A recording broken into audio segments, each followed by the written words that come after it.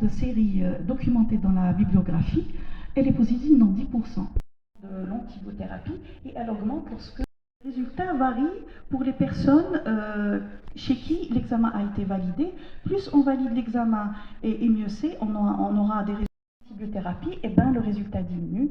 Quand il n'y a pas d'antibiothérapie, vous avez ici une culture positive dans 80. Pneumophysiologie, unité Ballois. Donc aujourd'hui, on a organisé des journées, notre 4e journée de pneumologie, qui, dont les axes s'articulent sur l'infection respiratoire, la prise en charge des infections respiratoires. La première thématique était la microbiologie des infections respiratoires aiguës. La deuxième thématique que j'ai personnellement traitée, c'était les dilatations de branches, difficultés de prise en charge de cette pathologie dues aux comorbidités associées à cette pathologie, justement où le tabagisme était présent chez la plupart des hommes, mais chez les femmes qui n'étaient pas tabagiques, mais il y a souvent un tabagisme passif. On ne doit pas l'oublier. Et cette pathologie, c'est une pathologie pas très grave, mais elle est grave dans le sens où elle est sous-diagnostiquée. On met beaucoup de temps pour faire le diagnostic de ces pathologies. Et le problème majeur, c'est les comorbidités qui accompagnent cette pathologie, qui aggravent le tableau clinique.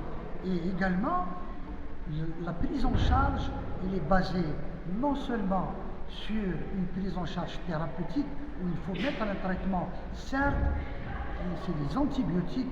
Malheureusement, les antibiotiques sont utilisés anarchiquement.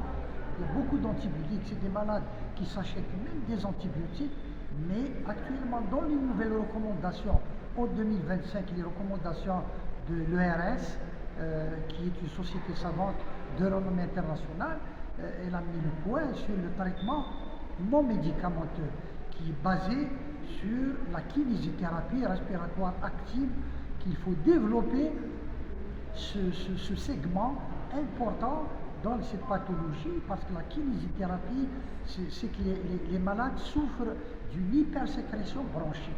Donc il y a une inondation avec une viscosité du mucus bronchique. Donc la solution, il faut dégager, il faut libérer les branches de ce mucus épais qui est dû à la pathologie sous-jacente, où souvent il y a des stagnations avec des surinfections. Donc il faut développer cette technique de kinésithérapie qui est le plus souvent personnalisée, et bien entendu la place de la vaccinothérapie, la vaccination antigrippale, la vaccination antipneumococcique qui malheureusement n'est pas utilisée à outrance dans la pathologie respiratoire en général. Après, il y aura actuellement, ils sont en train de faire la pathologie pleurale, qui est l'apport de la thoracoscopie. La thoracoscopie, qui est une technique endoscopique qui est très utile pour le diagnostic de la pathologie pleurale, qui est relativement fréquente, et surtout la pathologie néoplasique, où le diagnostic est facilement fait avec la thoracoscopie.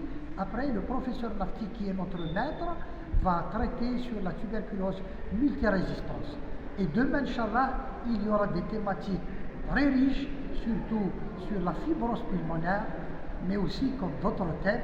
Et demain, Inch'Allah, on va se voir.